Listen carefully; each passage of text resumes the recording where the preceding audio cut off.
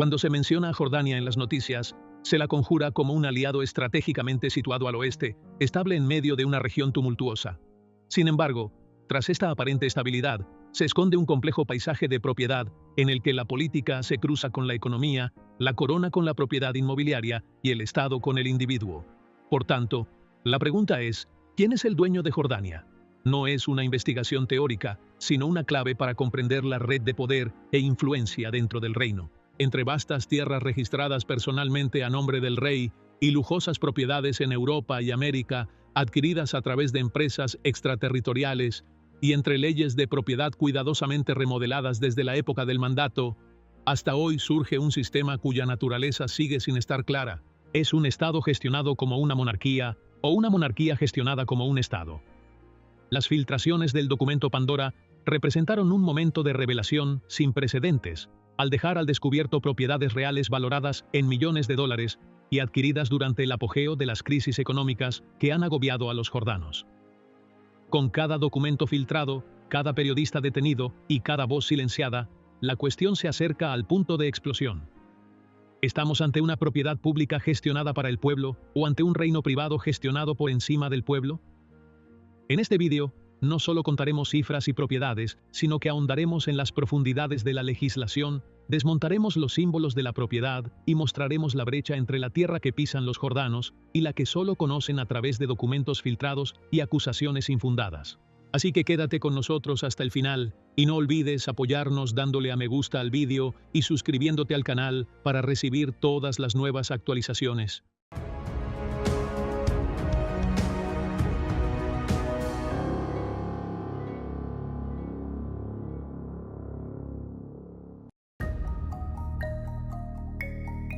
La Ley de la Propiedad Jordana de 2019 regula el marco jurídico en el que se basan la propiedad y las transacciones de la tierra en el reino. Esta ley es la piedra angular en la definición de la relación entre el Estado y el ciudadano en materia inmobiliaria, por lo que es imprescindible comprender sus clasificaciones. Para analizar el panorama de la propiedad en Jordania, esta ley estipula la división de las tierras en categorías claras con características jurídicas específicas, la principal de las cuales es la propiedad privada, registrada oficialmente a nombre de una persona física o jurídica que puede disponer plenamente de ella vendiéndola, hipotecándola o heredándola. Estas operaciones están sujetas a documentación electrónica o en papel, según la normativa del Departamento de Tierras y Catastro. Por otro lado, la propiedad total del GUEQF se refiere a las tierras cuyos beneficios se dedican a fines religiosos o benéficos y su propiedad no puede transferirse ni enajenarse al margen de las disposiciones del Waqf. Esta categoría de propiedad es un elemento crucial para equilibrar las funciones social y religiosa de la tierra. Por el contrario, los terrenos públicos se clasifican como propiedad del Estado, incluyendo carreteras, instalaciones gubernamentales, escuelas, aeropuertos y otros establecimientos gestionados por el Estado en beneficio público. Estas tierras no se venden ni se registran a nombre de particulares y son gestionadas directamente por instituciones públicas. En cuanto a las tierras no registradas y abandonadas, se trata de tierras que nunca se han registrado a nombre de una entidad específica concreta y que a menudo están deshabitadas o infrautilizadas. Según la ley, se registran automáticamente como tierras de propiedad estatal y se incluyen entre las propiedades del Tesoro. El aspecto más notable de la Ley Jordana de Propiedad de 2019 es la abolición de las antiguas clasificaciones otomanas, como las tierras Miri, que causaban confusión a la hora de interpretar la propiedad legal, sobre todo en zonas que no han sufrido un asentamiento definitivo. La supresión de esta clasificación ha contribuido a eliminar la ambigüedad legislativa, unificar las referencias jurídicas, simplificar los procedimientos de registro y transferencia y mejorar la protección jurídica de los derechos de los propietarios. Los análisis basados en datos oficiales del Departamento de Tierras y Encuestas indican que el Estado jordano posee la mayor parte de las tierras registradas del país, y sobre todo, en las zonas oriental y meridional, con baja densidad de población. Este elevado porcentaje de propiedad pública refleja un patrón histórico de propiedad, ya que una parte importante de estas tierras no fue objeto de asentamiento legal durante los primeros periodos de organización en el siglo XX, y por tanto, se clasificó automáticamente como propiedad pública. Se observa que la distribución geográfica de la propiedad estatal no se limita a desiertos o zonas remotas, sino que se extiende a terrenos de importancia para el desarrollo que posteriormente se incluyen en nuevos planes urbanísticos, como ciudades industriales y zonas residenciales modernas. En este contexto, el Estado desempeña un papel activo en la conversión de estos terrenos en proyectos de infraestructuras o zonas de inversión inmobiliaria, asignándolos a instituciones oficiales u ofreciéndolos dentro de iniciativas de vivienda y desarrollo sostenible. Las autoridades competentes, encabezadas por el Departamento de Tierras, se afanan en actualizar periódicamente los mapas del suelo para seguir el ritmo de la expansión demográfica y la creciente demanda de espacios urbanos. Esta actualización es una necesidad de procedimiento esencial, dadas las transformaciones demográficas que está experimentando Jordania debido a la afluencia de refugiados y a la rápida urbanización. El predominio numérico de las propiedades públicas otorga al gobierno flexibilidad estratégica en la gestión del desarrollo nacional, pero al mismo tiempo pone de manifiesto la realidad de la importante concentración de la riqueza inmobiliaria en manos del Estado, en comparación con la fragmentación de las propiedades individuales. Esta disparidad plantea cuestiones recurrentes sobre cómo se distribuyen los recursos, el alcance de la capacitación inmobiliaria de que disponen los ciudadanos y la equidad de las políticas de planificación urbana, tanto en las zonas urbanas como en las rurales. Desde este punto de vista, la comprensión del mapa de la propiedad estatal y las tierras en Jordania no puede separarse de la comprensión de las raíces del propio sistema inmobiliario y su conexión con las políticas públicas y los mecanismos utilizados para la redistribución o asignación de tierras en favor de diversos sectores estatales. La magnitud de estas propiedades también subraya la necesidad de una supervisión continua para garantizar que no haya manipulación ni conversión de terrenos públicos en herramientas lucrativas que luego se vendan en el mercado inmobiliario a precios inflados. La propiedad de la familia real jordana, en concreto del rey Abdullah II, constituye un punto sensible en el discurso público sobre la riqueza y la distribución de la propiedad en el país. Además de las propiedades registradas dentro del reino, las filtraciones del diario Pandora de 2021 pusieron de relieve lujosos bienes, propiedad del rey fuera de Jordania. Los documentos revelaron que el monarca jordano posee personalmente al menos 14 propiedades de lujo en Estados Unidos y el Reino Unido, con un valor total superior a $106 millones. Estas adquisiciones se produjeron entre 2003 y 2017 a través de una red de sociedades extraterritoriales registradas en paraísos fiscales como las Islas Vírgenes Británicas. Estas propiedades van desde villas frente al mar en California a apartamentos de lujo en Londres, cerca del Palacio de Buckingham, así como unidades panorámicas en Washington, D.C. Los documentos indicaban que se crearon más de 30 empresas ficticias para ocultar la identidad del propietario y evitar la revelación pública utilizando frases indirectas en los documentos, como conocido por o el interesado es conocido, que son prácticas habituales en las tramas de evasión fiscal. El Tribunal Real confirmó que las propiedades se financian con fondos personales y no tienen relación con el dinero público, afirmando que la creación de las empresas tiene por objeto proteger la intimidad. Sin embargo, el momento de las compras, coincidiendo con las medidas de austeridad y el aumento del desempleo, suscitó las sospechas de la opinión pública ante la falta de transparencia. Las filtraciones condujeron a la detención de abogados y periodistas que cuestionaban la propiedad de los palacios, sobre todo del abogado Muayyid al-Mahalí, acusado de difamar al gobernante, lo que suscitó un debate sobre la libertad de expresión. Las organizaciones de derechos humanos advirtieron del deterioro de la transparencia y de la creciente brecha entre el Estado y la sociedad, debido a la ausencia de rendición de cuentas y a la protección del patrimonio de la familia gobernante frente a la supervisión. La propiedad inmobiliaria en Jordania no solo está controlada por el Estado o el rey, sino que también se extiende a una clase de familias aristocráticas tradicionales cuyas propiedades están arraigadas desde la creación del Estado. Entre las más destacadas se encuentra la familia Al-Hadid, considerada una de las más antiguas y ricas de la capital, Amán. Al poseer grandes propiedades inmobiliarias en lugares estratégicos, algunas adyacentes a los principales centros comerciales y administrativos, estas familias han contribuido a veces a iniciativas sociales como la asignación de tierras para la creación de hospitales y campos de refugiados, como demuestran los casos documentados de un antiguo hospital italiano y centros de socorro en el oeste de Amán. Sin embargo, estas contribuciones simbólicas no se han traducido en una redistribución real de la riqueza, ya que esta clase sigue ejerciendo una influencia significativa sobre el mercado inmobiliario jordano. lo que refuerza el dominio histórico de esta élite en el paisaje urbano y económico del país. La continuidad de esta estructura pone en primer plano la cuestión de la distribución de la tierra en Jordania y plantea interrogantes sobre la capacidad del sistema jurídico para lograr un auténtico equilibrio entre la propiedad individual y el bien público, sobre todo teniendo en cuenta la limitación de los espacios residenciales y la gran demanda inmobiliaria. Según las disposiciones de la Ley Jordana de Propiedad de 2019, el Estado conserva la facultad de apropiarse expresamente de cualquier propiedad privada cuando sea necesario para ejecutar proyectos de beneficio público, como la construcción de carreteras, instalaciones públicas o proyectos de vivienda.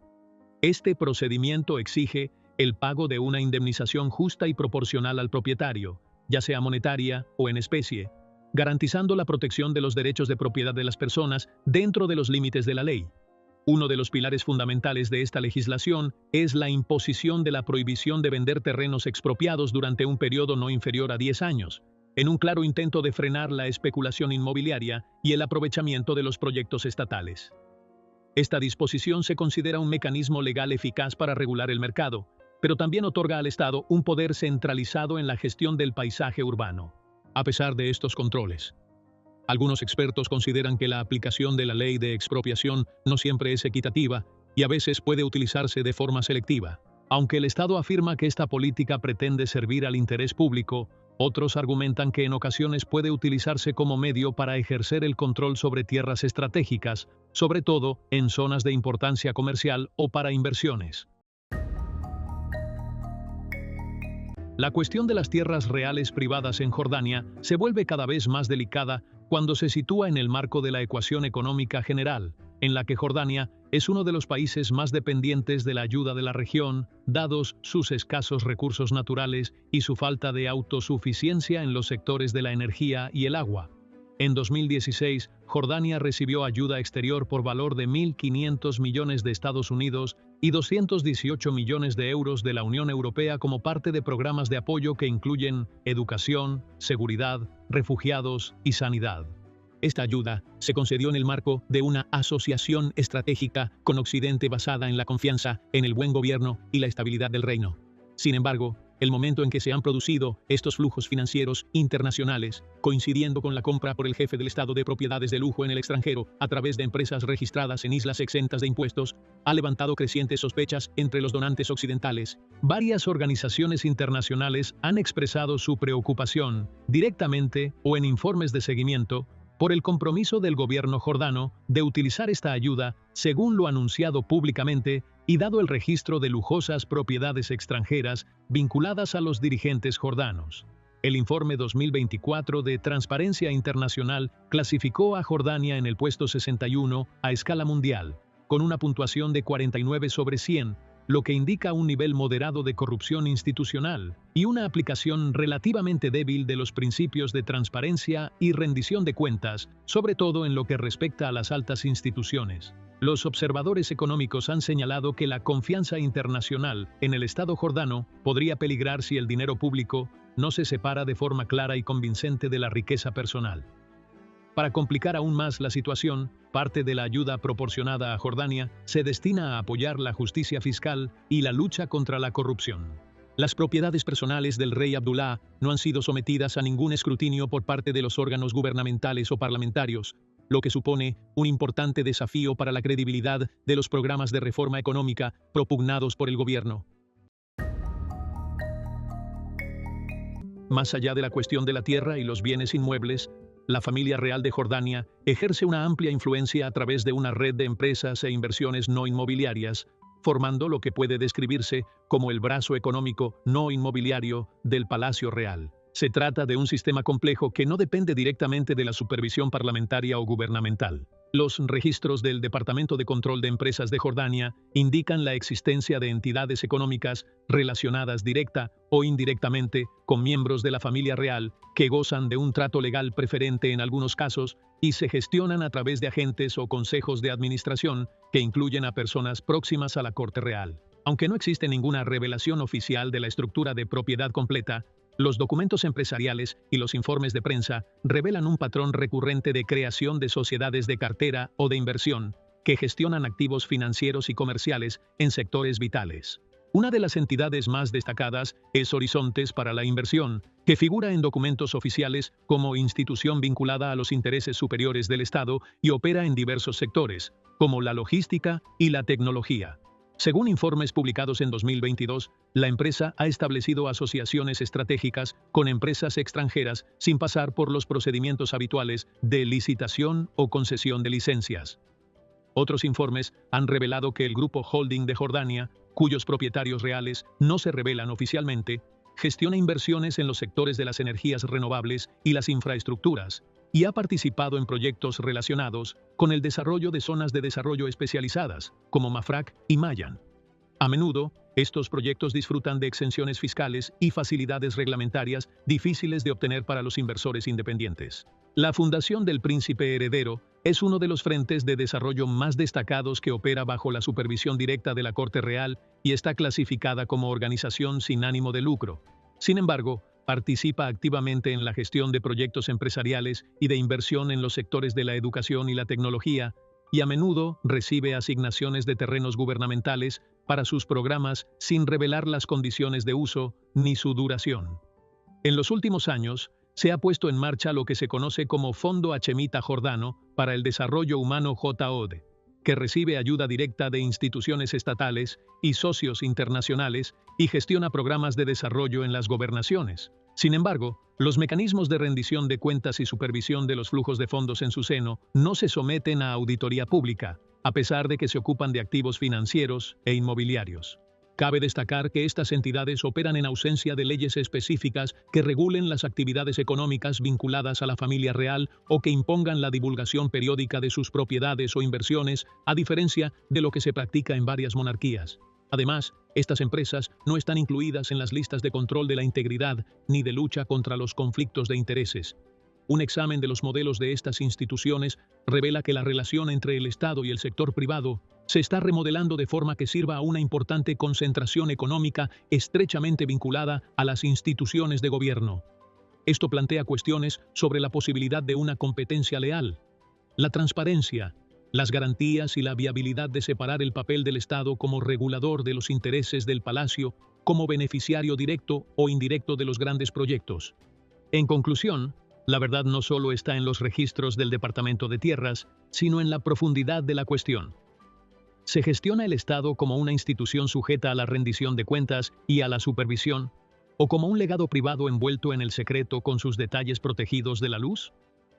Entre las lujosas propiedades reales en el extranjero y las crecientes presiones económicas sobre el ciudadano jordano, surge una ecuación desequilibrada que no puede ignorarse y que requiere una revisión fundamental para restablecer el equilibrio entre la gobernanza y la rendición de cuentas y entre los privilegios y la justicia.